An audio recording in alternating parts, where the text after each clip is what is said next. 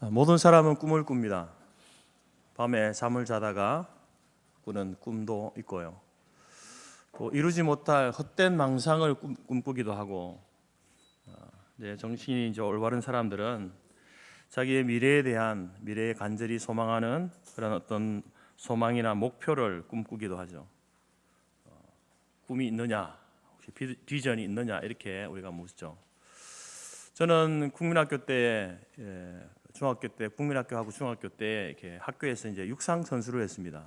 그래서 그때 이제 꿈은 육상 선수가 되어 볼까 이런 꿈을 잠깐 가졌던 적이 있습니다. 그리고 중학교 가서 이제 한 2학년 때부터인가 이제 학교 합창단에 들어가 가지고 이렇게 하고, 또 중3 때 교회 다니면서 이제 성가대도 서고, 또 고등학교 때 이제 학교에 합창단도 하면서 제 목소리를 제가 들어보니까 조금 좋더라고요. 그래가지고 성악을 해볼까 이런 꿈도 이제 잠시 꿨죠. 그러면서 이제 고3 때 이제 진로를 결정하는 이제 중에 하나님께서 나를 목회자가 신학을 공부해서 목회자가 되라고 하시는구나. 이제 그렇게 결정하고 이제 신학의 길을 선택해서 지금 이제 목사가 되어서 목회를 하고 있습니다.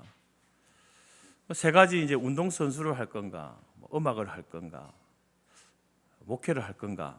사실 이 세 가지 중에 제일 가망성이 없었던 게 사실 목사였거든요. 왜냐하면 저의 성향과 별로 맞지 않았습니다. 저는 말도 잘 하지 못하고, 또 사람들 앞에 서는 것도 제 성격에 성향에 맞지도 않고, 특히나 공부하는 걸 별로 안 좋아했거든요. 신학은 공부를 많이 해야 되는데 공부하는 걸 별로 안 좋아합니다. 그런데 지금 목사가 되어가지고 목사 일을 하고 있네요. 목사 일을 하다 보니까 이제 앞에 운동하고 이렇게 음악하고 하는 것들은요 자연스럽게 하게 되더라고요. 저희들이 학교 다닐 때, 신학교 다닐 때에 신학과였는데, 장난식으로 이제 신학과는 종교체육학과다. 종교체육학과를 다녔거든요. 제가 그만큼 운동을 많이 했다는 겁니다. 신학과 남자들 대부분이 남자들, 제가 다닐 때 저희 동기들 중에는 여자가 4명인가 거의 한 60명 정도 되는, 그게 4명 정도가 여자고 다 남자였거든요. 그러니까 축구에, 족구에, 야구에, 테니스에, 탁구에 온갖 운동들을 다 했거든요. 그러면서 할 때마다 야, 우리는 신학과가 아니고 그냥 종교체육학과다 이렇게 이제 이야기할 정도였습니다. 근데 목사가 되고 나니까 이제 목사 일을 하면서 늘 음악을 하는 거예요. 늘 찬송을 부르니까 예배 중에 찬송 부르죠. 할 때마다 새벽마다 찬송 부르고, 어떨 때 보면 성악가보다 더 많이 노래 부를 때도 있고요. 또 운동도 즐겨하는 그런 모습을 보게 됩니다. 이처럼 이제 우리 인생 가운데는 꿈이라는 게 있지 않습니까? 뭐가 되고자 하는 것들이 있습니다. 근데 오늘 성경에서 말하는 이 꿈, 오늘 본문에서 요셉이 가지고 있던 그 꿈은요, 그런 꿈이 아니고요, 소위 말해서 환상입니다. 환상, 비전이라고 이렇게 이야기하죠. 그래서 성경에서 꿈을 가진 대표적인 사람을 요셉이라고 이렇게 이야기를 하는데, 요셉에게 주신 꿈은 밤에 꾸는 꿈이 아니고요, 소위 개인의 소망이나 목표를 이야기하는 그런 꿈이 아닙니다. 요셉의 꿈은 무엇이냐? 왜 이것을 환상, 비전이라고 하느냐? 하나님의 구원의 역사를 이루기 위한 도구로서의 꿈이기 때문에 그렇습니다. 굉장한 것이죠. 그래서 여러분, 이 요셉의 이 꿈의 이야기가 성경에 기록되어 있는, 그래서 요셉의 꿈은요 특별 계시입니다. 특별 계시. 오늘날 우리가 꾸는 꿈은 일반 계시에 속하는 꿈입니다. 그래서 이런 어떤 뭐가 되고자 하는 그런 어떤 목표, 꿈, 이것은요 누구나 가지고 있잖아요. 물론 그 꿈이 다르겠지만 누구나 그 꿈을 다 가지고 있습니다. 그런 꿈에 대해서 아브라함 카이프 목사님은 성도의 올바른 꿈, 성도가 어떤 목표, 목적을 가지고 이렇게 지향해 나갈 때에 올바른 꿈은 무엇이 올바른 꿈이냐? 하나님 나라를 향한 삶의 방향성을 깨닫게 하는 도구다. 그 꿈은, 그 목표는 하나님 나라의 방향성을 깨닫게 하는 도구가 되어야 된다. 다시 말해서 여러분, 이제 요셉의 꿈은요 하나님의 구원의 역사, 구원의 계시를 계획을 완성하기 위해서 요셉에게만 특별하게 주신 꿈이에요. 이 꿈은 아무에게나 주는 게 아니에요. 그렇지만 우리의 꿈은 뭡니까? 우리의 꿈은 이것도 하나님 주시는 것인데 하나님 나라의 구원을 선포하고 증거하는 도구로서의 꿈인 거죠.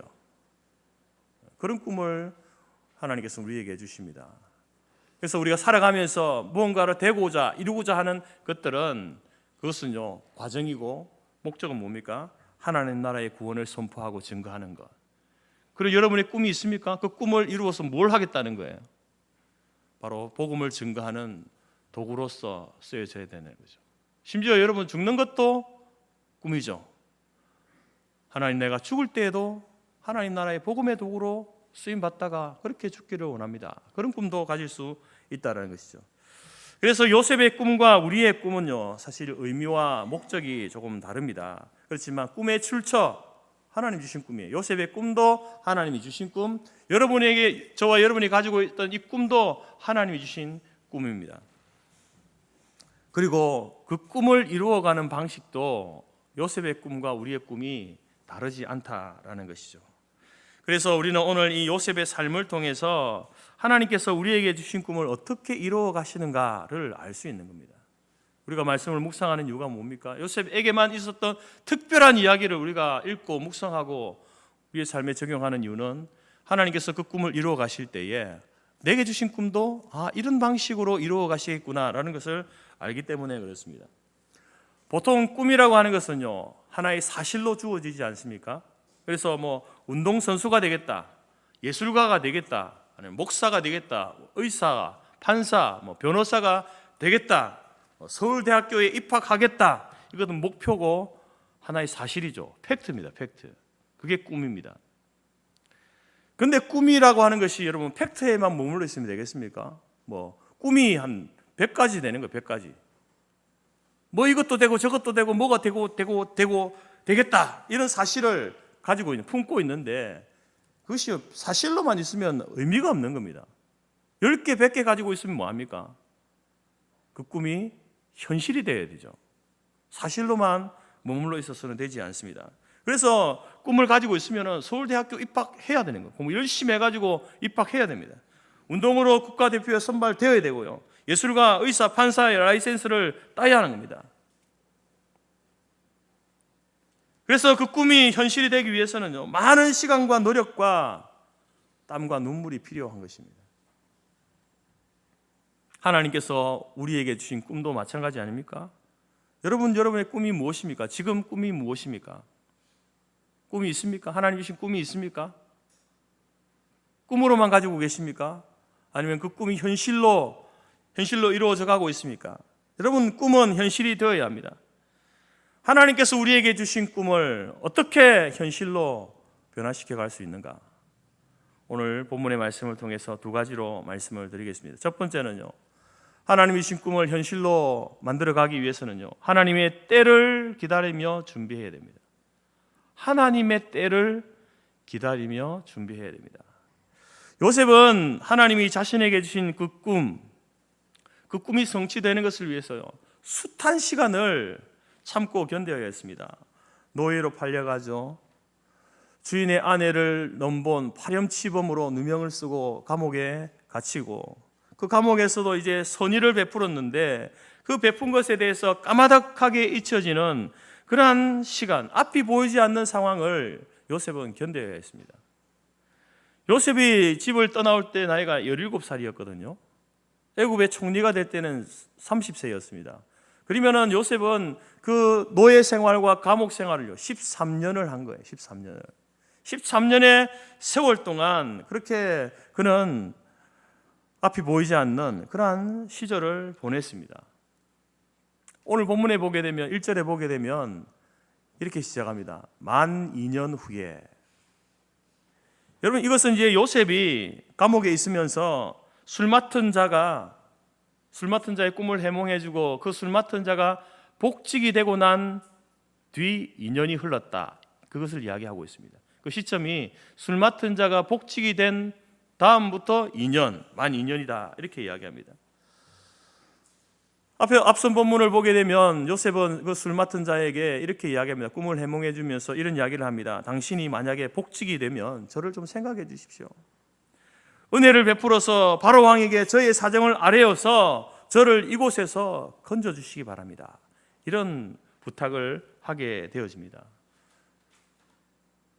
요셉은 감옥에 있으면서도 그 술 맡은 사람이 이제 누명을 벗고 복직이 되었다라는 소식을 들었을 겁니다.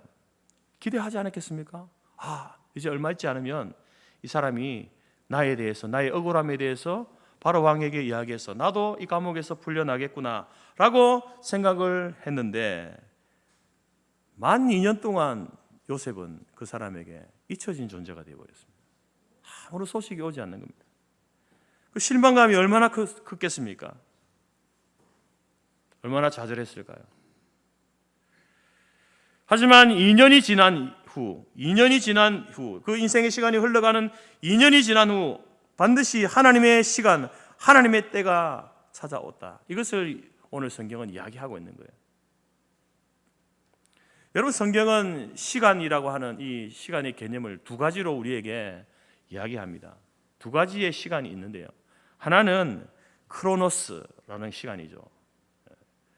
연대기, 열왕기서를 역대기를 크로니컬 이렇게 이야기하죠. 연대기라고 이렇게 이야기하죠. 흘러가는 시간, 역사적인 시간을 이야기합니다. 예를 들면은 아브라함이 하란을 떠나올 때 흘러가는 시간 속, 인생의 시간 속에 아브라함이 하란을 떠나오는, 이스라엘이 출애굽에서 광야에 있을 때, 출애굽하고 광야로 이렇게 걸어가는 그때, 그 시간, 요셉이 노예로 팔려갈 때, 감옥에 갇힐 때 하나의 팩트로서 흘러가는 시간, 그것을 크로노스라고 이렇게 부릅니다. 성경 그렇게 번역하고 있어요. 또 하나의 시간이 있는데 그것은 카이로스라고 하는 시간입니다. 이 시간은 특별한 의미가 부여되는 시간이에요. 크로노스의 시간 속에 이제 카이로스의 시간이 주어지는데, 그것은 하나님과의 관계 속에서 하나님이 우리의 인생의 시간 속에 개입하여서 우리에게 구원을 베풀어 주시는, 은혜를 주시는 그 시간, 그 순간, 그때를 일컬어서 성경은 카이로스라고 이렇게 이야기합니다. 사도 바울은 이런 표현을 쓰죠. 보라, 지금은 은혜 받을 만한 때요, 구원의 날이다. 이때가요, 은혜 받을 만한 때, 그때가 카이로스예요. 카이로스. 예수님께서도 마태복음에서 이제 마태를 통해서 이렇게 말씀하셨다. 때가 찼고 하나님의 나라가 가까웠다. 이때, 그냥 흘러가는 시간이 아니에요. 팩트로에서의 시간만 아니라 하나님이 역사 속에 개입하는 시간, 구원을 베풀어 주시는 시간, 카이로스의 시간이다라고 이렇게 이야기합니다. 여러분, 요셉은 자신의 꿈이 현실이 되기 위해서 그 인생에 흘러가는 시간, 크로노스의 시간 아닙니까? 그 크로노스의 시간을 인내하며 준비해야 해야 했습니다. 왜냐하면 그 시간 속에 반드시 하나님의 시간, 카이로스의 때가 오기 때문에 그렇습니다. 그 시간이 분명히 옴을 그가 알고 있었기 때문에 그렇습니다. 그러나 그때가 언제인지는 알지 못했죠. 하나님이 적극적으로 그 인생 가운데 개입하셔서 그에게 은혜를 주시고 구원을 베푸시는 그때가 온다 알고 그것을 기다리며 준비했다는 겁니다. 여러분, 모든 인생들은 크로노스의 시간을 살아갑니다.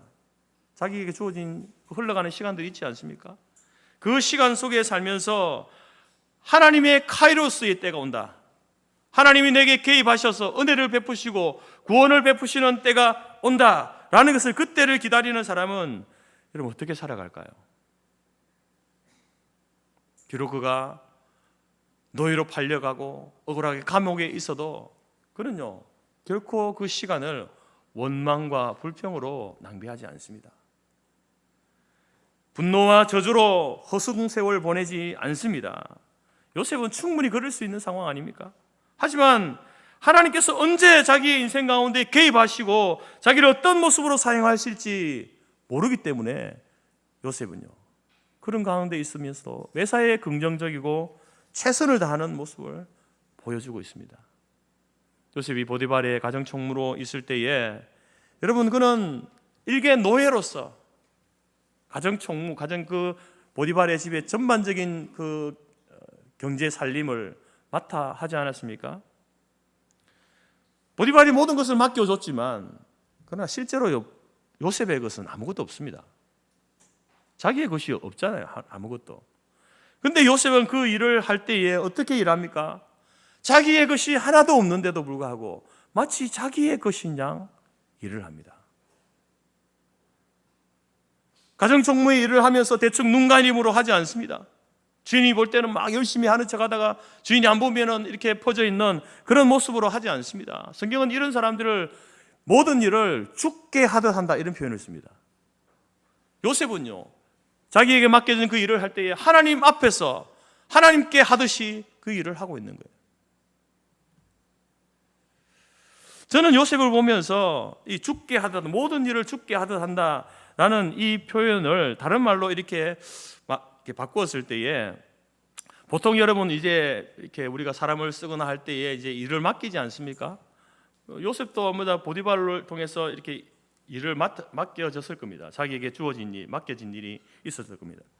그 맡겨진 일을 하는 그런 요셉과, 근데 요셉은요, 맡겨진 일만 하는 게 아니에요. 왜 그가 죽게 하듯 합니까? 죽게 하듯 하는 그런 자세로 일을 합니까? 자기가 해야 될 일, 자기가 노예로서, 가정총무로서 미처 보디발이 자기에게 이야기하지 못한 것까지도 맡겨진 일은 당연하게 하고, 그리고 노예로서, 가정총무로서 해야 될 일을 찾아서 하는 그런 사람이 요셉이었어요. 그런 자세, 맡겨진 일과 해야 할 일을 하는 사람으로 있었기 때문에 여러분, 요셉을 모든 일을 죽게 하듯 할 수밖에 없는 거예요. 죽게 하듯. 어떤 사람은 여러분 맡겨진 일만 하는 사람이 있어요. 맡겨진 일 잘합니다. 성공적으로 해내요. 근데 문제는 뭐냐면 맡겨진 일만 하는 거예요. 그런 어떤 사람은요, 맡겨진 일을 합니다. 잘합니다. 그런데 그 사람은 맡겨진 일만 하는 게 아니라 자기가 봐서 해야 될 일도 찾아서 하는 거예요. 여러분, 주인이 볼 때에 어떤 사람이 더 여러분 사랑스럽습니까? 어떤 사람을 쓰겠습니까? 어떤 사람을 더 신뢰할까요? 맡겨진 일을 잘하는 사람과 더불어서 해야 될 일을 자기가 알아서 하는 사람을 주인은 더 신뢰하지 않을까요? 바로 요셉이 그런 사람이었습니다. 그래서 보디발의 입장에서 볼 때에 요셉은요, 자기가 일개 노예로 이렇게 발탁을 해서 쓰지만 이 사람을 세우고 나서 보니까 이 요셉은 정말 우리 가정에, 우리 집에 꼭 필요한 사람이구나 라는 것을 깨닫게 되는 것 아닙니까? 근데 요셉이 그렇게 하는 이유는 뭘까요? 자기에 맡겨진 일도 하고 해야 할 일도 하고 정말 그 모든 일을 하나님 앞에서 하듯이 열심으로 최선을 다해서 하는 이유는 뭐겠습니까? 내가 보디발에게 인정을 받아야지, 내가 이 가정에 얼마나 필요한 사람인지 내가 스스로 내가 증명해내 보이겠다, 그것 때문에 하는 게 아닙니다. 여러분, 요셉은 다른 사람의 필요만 위해서 일하는 사람이 아닙니다. 왜 이렇게 이런 자세로, 삶의 자세를 가지고 살아가는가? 하나님이 주신 꿈이 있잖아요. 요셉에게는 꿈이 있습니다. 그리고 그 꿈이 구체적으로 어떻게 이루어질지 모릅니다. 그렇기 때문에 그는 비록 노예로, 가정총무로 있지만 하나님께서 그 꿈을 이룰 준비하는 시간으로 지금 살고 있는 거예요.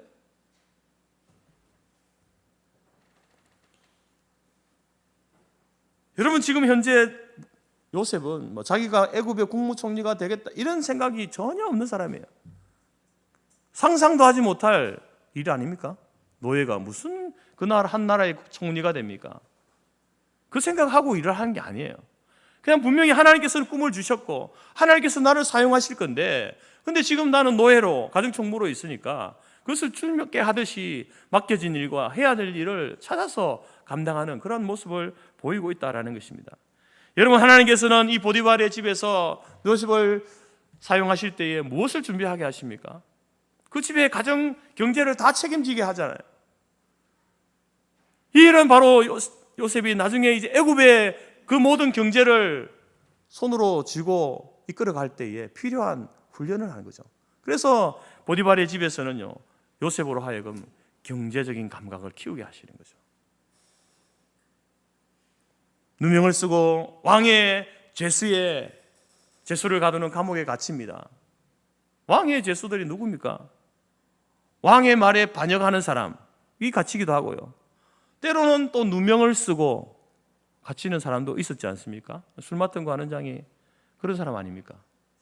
그러니까 요셉이 갇힌 그 감옥에도 가서도 거기서 책임을 지고 이렇게 재반 사항을 일을 하게 되는데, 근데 들어오는 사람들이 누굽니까?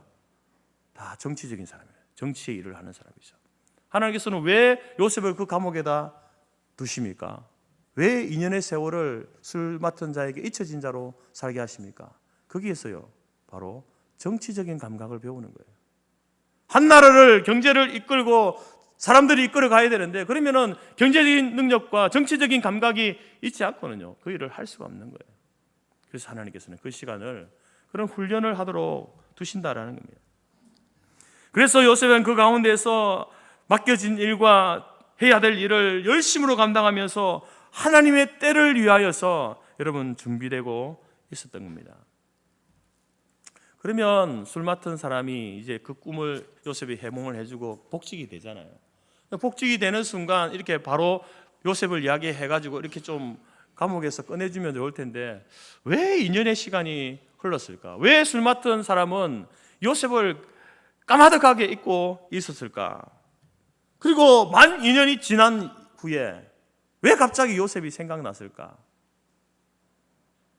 여러분, 그 시간도 낭비하고 허비되는 시간이 아니라 때를 정확하게 맞추기 위한 하나님의 섭리의 시간이에요. 여러분, 오늘 이제 이 술 맡은 관원장이 만약에 복직되는 그 순간에 바로 왕 앞에 서서 이런 이야기를 하는 겁니다. 제가 감옥에 있을 때 이런 꿈을 꾸었는데 요셉이라고 하는 한 노예가 이 내 꿈을 해몽해 주었는데 그 꿈이 해몽한 대로 되어서 제가 이렇게 복직이 되었습니다 라고 바로에게 이야기하면서 요셉이 부탁한 것을 이야기했다고 한다면은, 요셉은 바로에게요 그렇게 인상적으로 다가오지 않았을 겁니다. 왜냐하면 애굽에는요 요셉처럼 꿈을 해몽하는 사람들이 숱하게 많았습니다. 그냥 요셉 노예로 있는 그 사람, 우리나라에 있는 꿈을 해몽하는 여러 사람들 중에 한 사람으로 생각하다가 그냥 바로에게 잊혀졌겠죠. 그런데 여러분, 2년 후에 2년이 지나고 까마득하게 잊혀진 요셉이 2년의 시간을 감옥에서 있을 그때에 2년이 지난 후에 바로가 꿈을 꾸게 됩니다. 바로는 그 꿈 때문에 번민하여 잠을 잘 수가 없었습니다. 애굽의 어떤 점술가도 현인도 그 꿈을 해석해내지 못했습니다. 그때 하나님이 개입하시는 거예요. 그때 여러분, 술 맡은 사람이 그때 요셉이 생각난 거예요. 요셉을 생각나게 하신 거예요. 감옥에 있을 때 내 꿈을 해몽해 주었던 요셉이라는 자가 있었지. 그래서 요셉을 바로 앞에서 요셉과 관련되어진 자기에게 있었던 일을 이 사람이 간증하잖아요. 간증. 왕이시여, 이런 일이 있었습니다. 그래서 바로가 요셉을 찾게 되어지고, 요셉은 적시에 바로 앞에 서서 여러분, 역사의 주관자가 하나님이시다라는 사실을 선포하게 됩니다. 여러분, 바로가 꾼 꿈이 그냥 꿈이 아니잖아요. 그냥 흉년이 7년 있고 풍년이 7년 있을 것이다, 그걸 알려주는 꿈이 아니에요. 그 꿈은 무슨 꿈입니까? 바로 이 당시 애굽에서는요, 우리에게 풍요를 주고 흉년을 주게 하는 것은 나일강, 그 풍요로운 강, 그 나일강이 그들은 신으로 섬겼대요. 그 강이 신이 되어서 우리에게 풍요로운 삶을 준다라고 믿었던 사람들이에요. 그런데 요셉은요, 그 바로 앞에서 뭘 이야기하는 거예요? 그렇지 않습니다. 하나님께서 우리에게 복과 화를 주시는 역사의 주관자가 되신다라는 사실을 선포하는 거죠. 그때를 위해서 여러분, 하나님께서는 2년의 시간을 요셉으로 하여금 더 견디게 하시고 준비하게 하셨다는 거죠. 여러분, 우리의 인생의 시간, 크로노스의 시간은요 흘러갑니다. 하나의 팩트로서, 사건으로서 이렇게 흘러갑니다. 그러나 분명히 그 시간 속에는요, 하나님의 시간, 카이로스의 시간, 하나님이 개입하셔서 우리에게 은혜 주시고 구원을 베푸시는 카이로스의 시간이 반드시 옵니다. 그때가 언제인지는 우리는 몰라요. 그렇기 때문에 여러분, 우리는 그 때를 기다리면서 인내하고 준비하면서 크로노스의 시간을 살아가야 되는 거예요. 저는 다윗이 골리앗 앞에 설 때가 바로 그때였다고 생각합니다. 골리앗 앞에서 뭐라고 합니까? 너는 창과 단창으로 내게 오지만 나는 여호와 하나님의 이름으로 간다. 전쟁은 여호와께 속한 것인즉 그가 너희를 우리 손에 넘기시리라. 모든 이스라엘 군인들이 떨고 있을 때, 두려움에 떨고 있을 때에 다윗의 용기, 하나님이 개입하시는 순간이었습니다. 카이로스의 시간이었습니다. 크로노스의 시간, 여러분 양을 치면서 그 들의 짐승들을 물맷돌로 내쫓는 그러한 훈련의 시간, 인내의 시간, 기다리며 준비했던 그 시간이 마침내 골리앗 앞에 섰을 때에 하나님이 구원하시는 카이로스의 시간으로 하나님께서 세워지지 않습니까? 또한 다윗이 사울의 그 이제 시기와 질투와 살기 등등한 그것 때문에 이제 도망 다니고 있을 때에 사울 앞에 두 번 서게 되어지죠. 사울이 다윗을 죽이기 위해서 이제 한 동굴에 들어가게 되는데, 근데 그 동굴에 다윗과 다윗 부하들이 있는 거예요. 그래서 사울이 꼼짝없이 포위를 당하게 되었을 때에 부하들이 이런 이야기를 하면, 다윗의 부하들이 하나님이 사울을 당신의 손에 붙이셨습니다. 처리합시다. 그때 다윗은 그렇게 하지 않습니다. 사울의 옷자락만 칼로 베어내죠. 그리고 또 한 번 다윗이 이제 다윗을 죽여가던 사울이 잠이 들었을 때에 다윗이 그곳에 숨어 들어가지고 죽일 수 있는 상황이잖아요. 그런데 죽이지 않고 머리맡에 있던 창과 물병만 가지고 나오게 됩니다. 여러분, 다윗은요, 이러한 상황을 통해서 사울의 생사를 주관하는 것이 자기가 아니다. 하나님께서 하신다. 하나님께 사울을 맡겨드리는 거죠. 그러면서 여러분, 다윗은요, 하나님의 그 시험을 통과하지 않습니까? 그렇게 되고도 다윗은 1년 4개월 동안 더 사울을 피해 도망 다녀야 했습니다. 그리고는 결국 여러분, 사울이 죽고 난 다음에 다윗은 유대의 왕으로 기름 부음 받게 되고, 그리고 유대의 왕으로 기름 받은 이후에 7년 6개월이 지난 이후에 이스라엘의 왕으로 등극함으로 본격적인 유대와 이스라엘 왕으로 이렇게 세움받는 하나님의 그 카이로스의 때를 맞게 되는 것을 보게 됩니다. 사랑하는 성도 여러분, 우리의 인생의 크로노스의 시간 속에 반드시 카이로스의 시간이 옵니다. 하나님이 개입하시고 구원하시고 은혜 베푸는 시간이 옵니다. 그 하나님의 시간은 때로 늦은 것 같지만 늦지 않습니다. 어떤 때는 이른 것 같지만 이르지 않습니다. 의외의 사건 같지만 우연이 아니며 과다한 것 같지만 넘치지 않습니다. 가장 적절한 때에, 가장 필요한 때에, 가장 효과적인 때에 하나님은 그 하나님의 때를 우리 가운데 주시고 일하시고 역사하신다라는 사실입니다. 우리의 지혜로는요, 그 때를 알 수 없습니다. 그 때를 알 수 없습니다. 그렇기 때문에 우리는 크로노스의 시간을 살아가면서 인내하며 기다려야 되는 거예요. 준비하면서 기다려야 합니다. 하나님을 향한 거룩한 꿈을 가지고 있다고 한다면 여러분 기억하십시오. 반드시 그 꿈을 하나님이 이루실 때가 옵니다. 여러분의 꿈을 주신 그 하나님께서 여러분의 꿈을 이루게 하실 때가 옵니다. 그 때를, 그 카이로스의 때를 여러분 인내하며 준비하며 기다리는 저와 여러분이 될 수 있기를 간절히 바랍니다. 두 번째로 꿈을 현실로 바꾸는 인생은요, 내가 아니라 하나님이 하신다라고 하는 고백이 있어야 됩니다. 내가 아니라 하나님이 하신다라는 고백입니다. 여러분, 요셉의 꿈이 그 하나의 팩트, 사실이 아니라 현실로 드러나는 데는요, 요셉의 삶의 자세가 굉장히 중요하게 작용하죠. 지난번 설교에서도 말씀드렸습니다. 요셉의 인생의 삶의 자리, 삶의 위치는요, 계속 바뀝니다. 아버지의 아들로서 아무런 부족함 없이 지내다가 그냥 갑자기 노예로 팔려가게 되어지고, 그러면서 또 누명을 쓰고 감옥에 갇히는 죄수의 신분이 되어져요. 계속해서 요셉의 그 삶의 상황, 위치는요, 바뀌지 않습니까? 그런데 요셉은요, 삶의 자세가 변하지 않습니다. 어디에 있든지 그 삶의 자세는 변하지 않았습니다. 왜 그랬다고 했습니까? 요셉은 하나님이 나와 함께 하신다라는 사실을 확신했기 때문에 삶의 위치는요, 아주 그냥 널뛰기 하듯이 올라갔다가 내려갔다가 하는 그런 위치였지만 삶의 자세는, 사람들과 하나님 앞에서의 삶의 자세는 변하지 않았습니다. 하나님이 함께 하심을 확신했기 때문에 그렇죠. 그것은 바로 요셉이 바로 앞에 섰을 때도 마찬가지입니다. 여러분, 술 맡은 사람의 꿈을 해몽해주고 그대로 되어진 것을 경험했던, 자기가 해몽한 대로 되어졌잖아요. 그것을 경험했던 요셉 아닙니까? 우여곡절 끝에 이제 바로의 꿈을 해몽하기 위해서 그 앞에 섰을 때에 요셉은요, 자기를 어필할 수 있는 기회가 온 거예요. 자기가 지금 어떻게 어떤 누명을 쓰고 어떻게 감옥에 갇히게 되었는지 자기의 상황과 사정을 아릴 수 있는, 억울함을 이야기하고, 또 자기가 그렇게 술 맡은 사람의 그 꿈을 내가 해몽했노라고, 맞췄노라고 말하면서, 바로 왕이시여, 당신의 꿈도 그 누구도 해석하지 못했지만 당신의 꿈도 제가 해석할 수 있습니다. 저를 믿으시면 됩니다.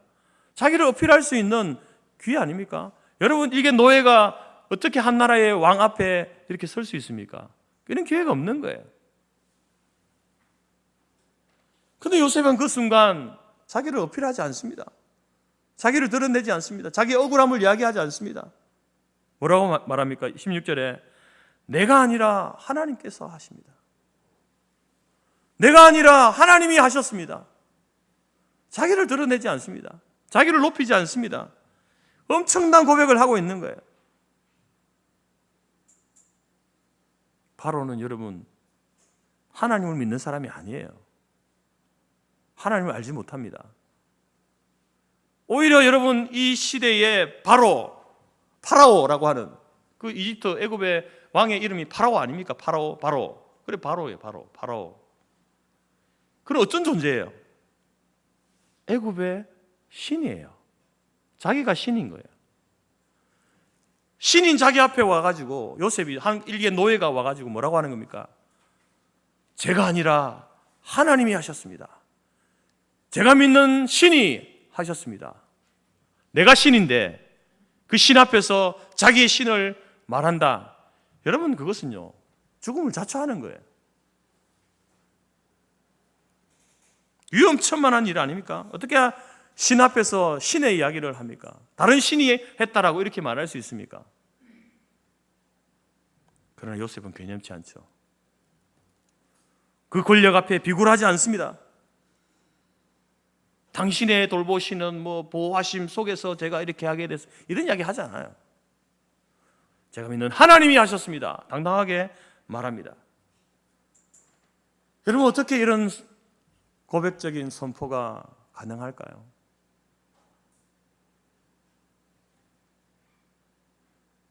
여러분, 지금까지 요셉은요, 어떻게 보면 살기 위해 살았던 사람 아닙니까? 지금 죽기 위해서 왕 앞에 서 있는 모습을 보여주고 있잖아요. 왜 이렇게 당당하고 이런 고백적인 선포를 할 수 있습니까? 저는 요셉의 지금까지 지나온 그 시간이 요셉을 이런 사람으로 바꾼 거예요. 변화시켜 간 거죠. 하나님만 의지하도록 하는 삶으로 바꿔간 겁니다. 요셉의 형들이 요셉을 배신하잖아요. 그는 살려달라고 말 한마디 못하면서 부르르 떨고 있을 때에 그의 옷은 벗겨지고 구덩이에 내동댕이 쳐졌습니다. 형들이 그 위에서 이야기합니다. 저걸 죽일까 말까, 살려둘까, 노예로 팔까, 이런 이야기 형들이 그 이야기를 하고 있는 거예요. 그 이야기를 듣고 있을 때에 여러분, 그 심정이 어땠겠습니까? 다른 사람도 아니고 형들이 저걸 죽일까 말까, 그냥 노예로 팔아버릴까, 이런 이야기를 하고 있는 거예요. 결국에는 요셉이 은 20의 미디안 상인에게 노예로 팔려가지 않습니까? 훗날에 요셉은 그 사건에 대해서 이런 이야기를 합니다. 하나님께서 미리 미디안 상인을 때마침 지나가게 하셨다. 자기가 노예로 팔린 거 하나님께서 하신 일이었다, 이런 이야기를 합니다. 어쩌면은 아마도 요셉이 그때 처음으로, 그 인생 가운데 처음으로 하나님 앞에 소리도 내지 못하면서 울면서 기도하지 않았겠습니까? 요셉은 철저하게 그때 혼자가 되었고 살기 위해 복종했고 목숨을 구걸해야 하는 그러한 입장에 있었습니다. 만약에 여러분, 요셉이 형들에 의해서 노예로 팔리지 않았다면 보디발의 집에서 누명을 쓰고 억울한 누명을 쓰고 감옥에 갇히지 않았다면 요셉은 어떤 인생을 살았을까요? 요셉은 여전히 아버지의 품 안에서 아버지를 의지하면서, 아니면 보디발의 신임을 받으면서 보디발을 의지하면서 보디발이 내 인생의 끈이다 붙들고 그렇게 살지 않았겠습니까? 여러분, 요셉의 17년의 세월은요, 아무런 부족함이 없던 시절입니다. 그는 그 시간 동안 하나님께 울면서 살려달라고 기도해 본 적이 없었을 겁니다. 편안한 침상이 사라져 버렸습니다. 의지가 되었던 아버지도 영영 보지 못하게 되었습니다. 노예로 팔려가게 되고 감옥에 갇히게 되었습니다. 철저하게 혼자 남게 된 거예요. 철저하게 자기가 의지하던 것들이 다 사라져 버린 겁니다. 그에게 남은 건 뭡니까? 자기 몸뚱아리, 그리고 하나님이 주신 꿈, 그것밖에 없는 거예요. 요셉에게는 하나님밖에 남은 게 없습니다. 하나님밖에 없습니다. 그래서 그러한 사건을 경험하면서 그는 하나님만 의지하게 된 거예요. 하나님만 바라보게 된 거예요. 그런 훈련을 하나님이 시키시는 거예요. 보통 사람들은요, 자기를 자랑하고 자기의 가치를 어필하고 자기를 높이는 게 당연하지 않습니까? 그렇게 하는 것이 지혜롭다라고 생각합니다. 여러분, 교회 일을 하다 보면요, 여러 유형의 이제 분들을 만나게 되어지죠. 그 중에 하나가 이제 독불장군형, 독불장군. 이분에게 이제 일을 맡기면요, 일을 잘 합니다. 성공적으로 일을 해내거든요. 그런데 일을 할 때에 다른 사람의 의견이나 주장은 중요하지 않습니다. 자기 생각대로만 합니다. 그래서 혼자 맡기면, 혼자 일을 맡기잖아요, 일 잘 해냅니다. 책임감 있게 성실하게 밤낮 가리지 않고 여러분 일을 하시거든요. 혼자는 잘합니다. 그런데 같이 뭔가 이 팀을 이루어가지고 같이 맡기면요, 안 되는 거예요. 일이 안 돼요. 언제나 투닥거리고 시끄럽고 다툼이 일어나고, 반드시 그 중에 한 사람이 시험 받아가지고 뭐 교회 나오니 많이 그런 이야기를 하게 되는 경우를 보게 됩니다. 심지어는 그래서 그 독불장군장 그분을 그 일에서 배제를 시키잖아요. 그럼 어떤 생각을 합니까? 그래, 한번 해봐라. 나 없이 잘 되는 거 한번 보자. 그런 생각을 하는 거예요. 일이 안 되면 어떻게 됩니까? 거봐, 내가 없으니까 안 되지. 당연히 안 되지. 그런데 일이 잘 되는 거야. 일이 성공적으로 됩니다. 그러면요, 배가 아픈 거예요. 내가 없는데 저렇게 일이 되면 안 되는데, 저렇게 되면 안 되는데, 겉으로는 안 그런 척 하면서도 잘 되기를 바라지 않는다는 거죠. 성경은 이런 사람을요, 교만한 자라고 부릅니다. 교만한 자. 자, 오늘 말씀에 교만한 자는 패망의 선봉이다. 여러분, 망하는 인생들이 많습니다. 여러 인생들이, 망하는 인생들이 많은데 그 중에 제일 앞 선두에 서는 사람이 누구냐면요, 교만한 자라는 말이에요. 교만한 자는 패망의 선봉이다는 말, 그 말이에요. 망하는 인생들 가운데 가장 선두에 서서 망하는 인생은요, 교만한 자입니다. 그런데 겸손은 종기의 앞잡이다. 겸손한 사람은요, 영광과 종기로 들어가는 길을 여는 문이다.